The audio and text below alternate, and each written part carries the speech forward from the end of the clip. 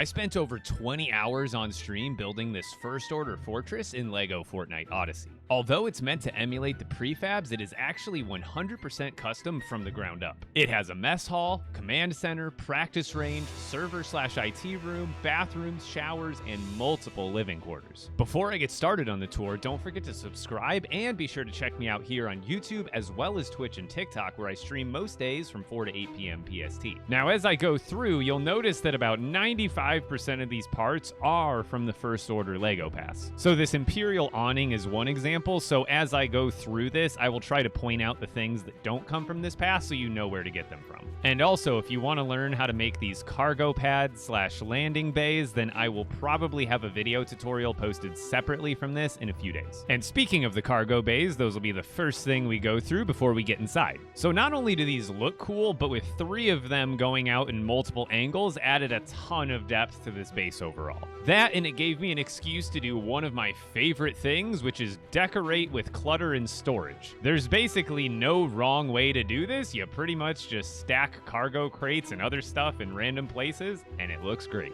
These cargo crates here are the only ones in this section that are from this current pass. Otherwise, the rest of these are from last year's pass or from the decor bundles that you could get from the item shop. From there, we can start to go inside. So when we first walk in, we're going to walk into the first of 2 armories. From this front entrance, if we were to run around the side here, there is actually a second entrance with a second armory right here. And both of these entrances spill right into the mess hall or the cafeteria. So most of the parts that I used here are from the First Order Pass. I just had to use these food trays. They look really good. So I can't remember which one came from the Battle Pass and which one came from playing the Lego Islands with the codes, but Eternal Abode and Shadowed Countess. Those 2 have decor and other pieces that match the First Order, in my opinion, perfectly. So you'll see right here, I use the Countess potion, and it just blends in perfectly. Then there's these Tatooine jars that I use on top of the shelves here, and I can't remember if these came from the Tatooine Battle Pass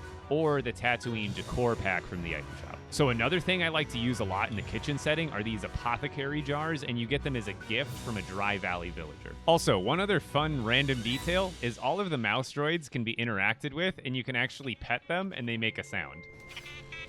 So that's the front entrance, that's the side entrance that leads into the mess hall here, and then all of that leads into the command center. Now, the first thing I want to mention in here is these lights and these lights. These are the lights that come from the First Order Pass, and they are actually broken and do not produce light right now. However, these 1x1 red lights are from the Imperial Decor Pack from last year, and they work just fine. So again, pretty much everything in here is from the First Order LEGO Pass, except for a few things like these chairs, these specific consoles, and again, those can all be found in the Imperial Decor Pack that you can find in the item shop. So one really cool thing about building with these First Order parts is a lot of times you're going to use these half walls as your foundation, essentially. So what that allows you to do is that anywhere on the ground level of your base, you can actually break into that half wall's worth of space and build down like I did here. So if I were to break this wall right here, you can see that I can do this technique pretty much anywhere that I want in this area. And what that does is add tons of depth to a room. So as we leave the command center and go back into the mess hall, we have a set of doors here, there, and there. So let's start with the doors on the sides here, since they are actually the same exact room, just mirrored. So right here, we have the living quarters for the lower level troops. We've got some bunk beds, and they even get their own little living room with a TV. Now, I get lots of questions about these lockers, and these come from the Der Burger kit that's from the item shop. And then, like I said, the room on the other side here is just a mirror image. It's just more living spaces for the lower ranks. Then this door over here is the showers and the bathrooms. So this piece is from the Mos Eisley. Again, I don't remember if it's from the Battle Pass or the decor kit from the item shop, but it makes perfect drainage for any bathroom. The showers themselves are from the Beachside Boulevard kit. Then the cool thing about this door, only having one door open at a time, is I was actually able to split this little space in half to give 2 private bathrooms. So from the mess hall, we're gonna go back through the front entrance hallway and then upstairs, and this is gonna lead to more living quarters. Now, while the ones below are for the lower ranks, this one was more intended to be for like the middle rank. So there's 4 slightly comfier beds. They get their own personal vending machine and just an overall cozier open floor plan. Now, if we were to go from the mess hall down the side entrance hallway and then go up, this would just bring us to a storage room. So very similar to the cargo bays outside, this is meant to be the storage on the inside. So from here, if we were to go out through this door, we are now outside on the second level, and then we can go back in through this door,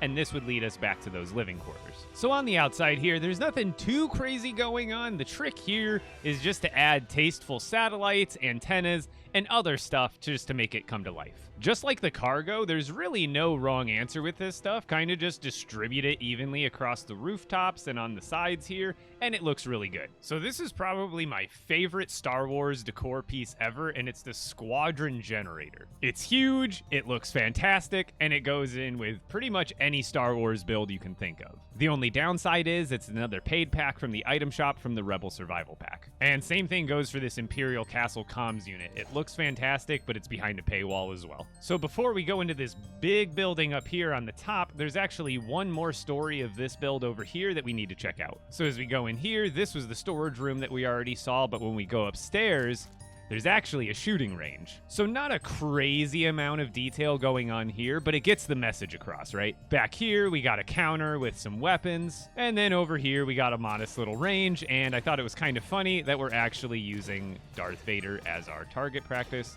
I thought it was kind of ironic, but it works. Okay, so now that we got that building completely covered, we can head into probably my favorite room in the whole build, which is the server/IT room. So these flat console pieces come in the First Order Lego Pass, and I hadn't used them at all before this, and I was just like, you know what? They look like servers. So I made a whole server room. They're super easy to make, and they look fantastic. And since I know servers need to be kept cool, I used the laser walls here as kind of that insulation barrier where you have to go through these airlocked doors to get in. And then when you go upstairs, it's kind of the same vibe as the command center because I'm using the same pieces, but this is essentially IT. So kind of think of this as the place where they would like store the Starkiller plans. So from here, we can go up these stairs, and that takes us to this rooftop, which is essentially just more storage. Now, when it comes to these awnings, these Imperial awnings that I use here and down there, those you're actually able to unlock for free just by leveling up the Star Wars base on Star Wars Island. Can anyone guess what the last two levels of this base are? Spoilers, it's Captain Phasma's living quarters. She gets 2 entire levels to herself. So we've got a kitchen, and then this refrigerator is another one of those that's from the Eternal Abode, and it fits in perfectly. She's got her own private living room, but has room for guests. Then as we go upstairs, this is the bedroom. So again, a lot of pieces I'm using in this bedroom are from the Eternal Abode, like this bed and those displays, those dishes, and a few other things. But that's pretty much everything.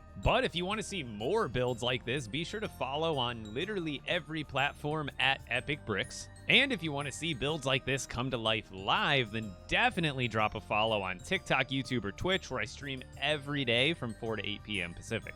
I'm not exactly sure what I'll build next, but with a new Battle Pass less than a month away, I'm sure we'll find out soon.